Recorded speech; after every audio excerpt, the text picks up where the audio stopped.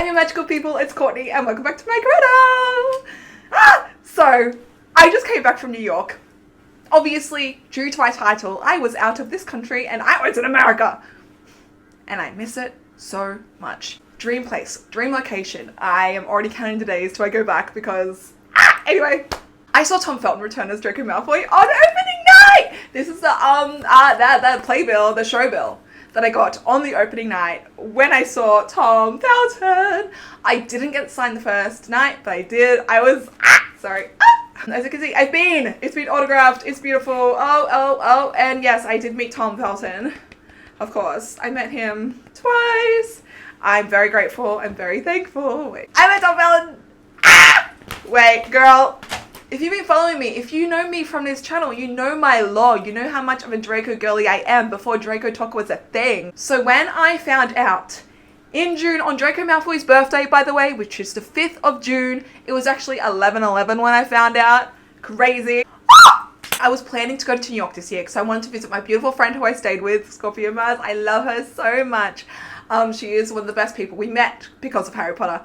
On TikTok. So it was really exciting that I got to meet her too. I saw Tom on opening night and I'm going to talk about it. So I have talked about, if you stalk back on my channel, I did talk about The Cursed Child when I first read the play.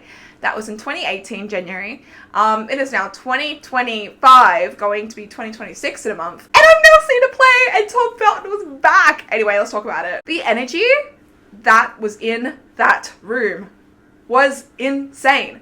It was crazy. I made friends everywhere. I love the Harry Potter community because they are so positive and so nice and so passionate, and we all have different views about the Harry Potter world, but we also love the Harry Potter world, and it's just such a cool thing. I started a Harry Potter Instagram this year, which is probably one of the best choices I've made because I met people from that, and I was like, oh my god, this is so sick. I get there like before 5, I see Tom Felton walk into the friggin' theater, and I'm like, I didn't really register at first because I daydream, okay? It wasn't until the girl next to me was trying to talk to him and I was like, oh my god, Tom, bro. So that was kind of fun. He was like in game mode, which as you do, first like debut show, coming back as Draco Malfoy. Whew. So before I went in, I got interviewed as well. So you might have seen my face on the Cursed Child US page popping up. That's me. Usually, both times there's been a fan videos, I am the first person talking because I was so excited as I am right now. Yeah, so the show was literally brilliant. I've wanted to see it because I've heard it's magical life. Like the plot, okay, so there's a rumor that Scorpius is the son of Voldemort because Voldemort has a secret child because Astoria and Draco couldn't conceive a child because she was weak and cursed, you know, all that lore. So that was kind of like such a random kind of plot into it. But the show itself and the actors, like John Skelly as Harry, he is so funny. Okay, thing about playbills, I thought they would give you like all the information of who they are playing. I think it was Ted Deasy who plays Ron. I could be very wrong. I probably, no. It's Daniel Frederick. Daniel Frederick who played Ron.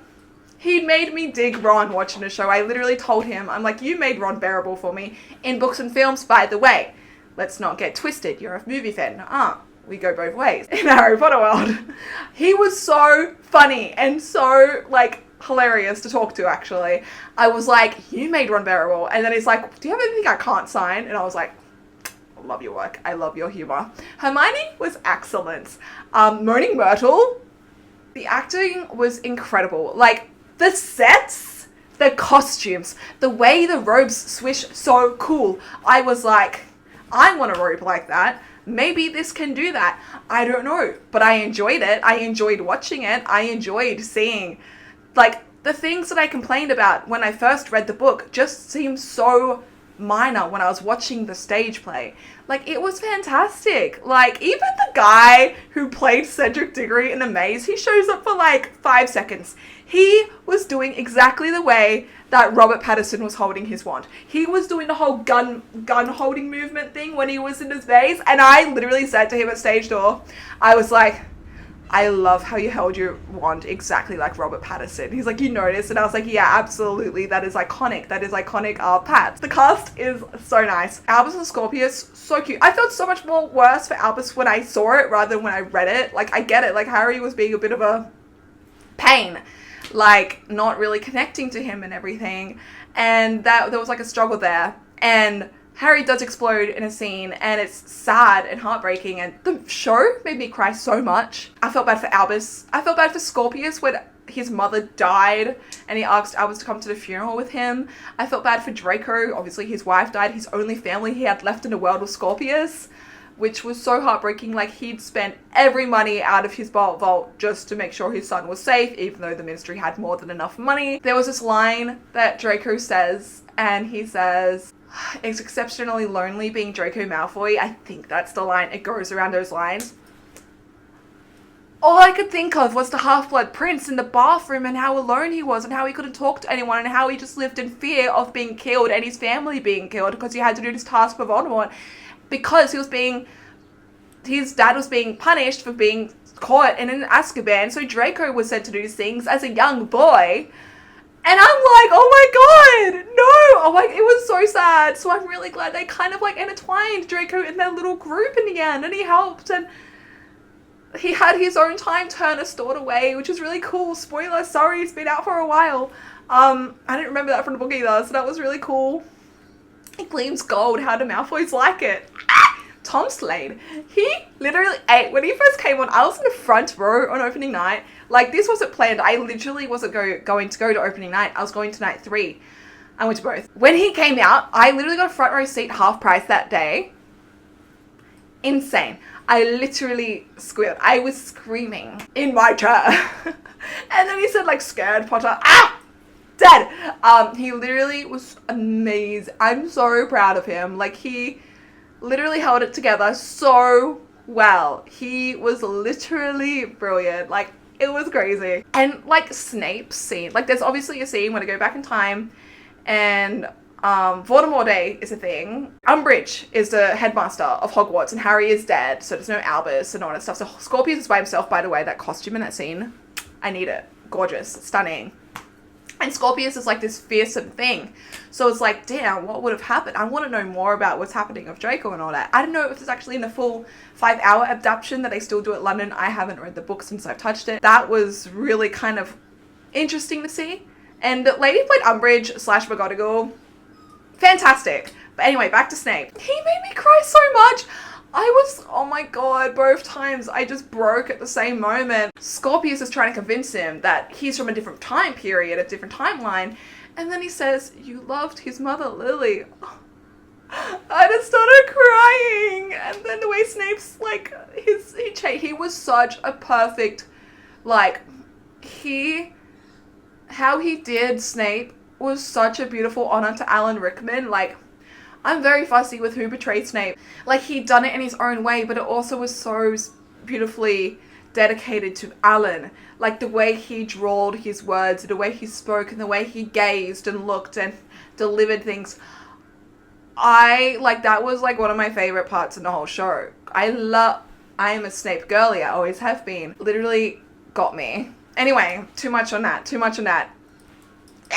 Tom, brilliant. Amazing. I want to see it again. I am going to go see it again. It was literally the best experience of my life. Yeah, like, it was really cool seeing Tom get back into his shoes and just be, the way they did the spells in the dueling, like, how he's so precise and proper with how he does his spell work compared to Harry, who's always been a bit more sloppy and stuff, because obviously he was raised the way he was, is literally just so, the details were literally just so incredibly fantastic. Like, when I first read the book, I was kind of confused why Harry would watch his parents die and stuff. But seeing it in the show, it was kind of like a beautiful farewell kind of thing. I guess it's the only chance of seeing his parents alive that he can see. Well, alive. So I thought that was really beautiful how they did that. It was really nice. I think they literally portrayed every character so beautifully and horrifying if you're Umbridge. Voldemort was really cool. Delphi was sick. And when I first read the book, I was like, she's a weirdo, but she is fucking cool. She literally, I know, spoiler, she is the daughter of Bellatrix and Voldemort. They got it on in Malfoy Manor. I'm not going to say something else. I was gonna, but I stopped myself. Fantastic. Absolutely brilliant. She is such an icon. Literally amazing. She literally is her parents personified. I like to think of the Cursed Child as like a multiverse kind of thing in a Harry Potter world, but it's cool that we got our Draco back. No one can be Draco like Tom. No one can reach that no one can touch Draco like Tom does. He's Draco. Like, no one, no matter how many remakes and stuff they want to do, no one can touch it. Though I will say the audiobook one is very pompous, and I really appreciate his voice in the new audiobooks that have come out. The first one's just come out, but it's really good. I want to talk about that later. I think what they did was literally fantastic. And I met Tom at Stage Door, as I've said. Stage Door is tough. It is rough. It is awful. I made a video about it on my TikTok after that I saw it the second time, because it was just such a nightmare. I think people are being very greedy. I think people are being very kind of even selfish, and I think people are treating Tom like he's an animal in a zoo, but worse, because some people are touching him. Anyway, I had a great experience talking to Tom. He's kind of just going around taking group photos. I thankfully got a photo with him. I literally like shouted as if I was Katniss Everdeen, being like a volunteer. I was like, I'm from Australia! Because he went past me twice, and I was like, oh my god. And I was like, no, this is not happening. This is not happening today. And so we talked, and then that was really lovely. And I'm really grateful for that. As I say, as people being selfish. You know what? It was the opening night. I was on a high, but it's gotten so chaotic at the moment. They've had to separate like ticket owners and then people who just come to Stage Door, which I don't think people should be at Stage Door if they don't have a ticket for the show or didn't go to the show that night. I feel like that should not. Apparently they handled Daniel Radcliffe so much more elegantly and gracefully the year before or the year before that. When he was in Merrily All Along, obviously he's back in spring.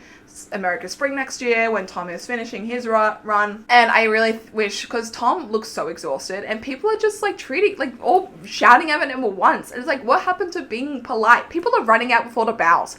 Don't do that. If you're going to see the show, don't do that. Give the actors their freaking props and applaud them, because they are all so fantastic.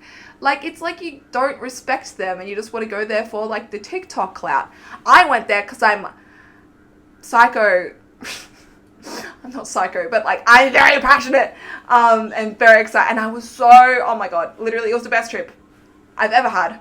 I've never been so happy in my life being over there. I'm so excited to go back. I'm literally going back. But yeah, it was literally such a beautiful show. I'm really grateful about it. I'm really thankful that I could go. I haven't really done much traveling like I wanted to, so that's what I really want to do in my 30s. I'm really glad that I went. I don't experience so much cool stuff in New York. If you're gonna see the show, please do. If you have a chance to see it, do it. I really hope to do a pro shot. It was literally the best thing I've ever seen. I was laughing, I was crying, I was like feeling everything. And the frozen butterbeer, get it. Literally get it. I got it at intermission. It got delivered at intermission. Oh, so good. So good. And that's all I have to say. Go see the show.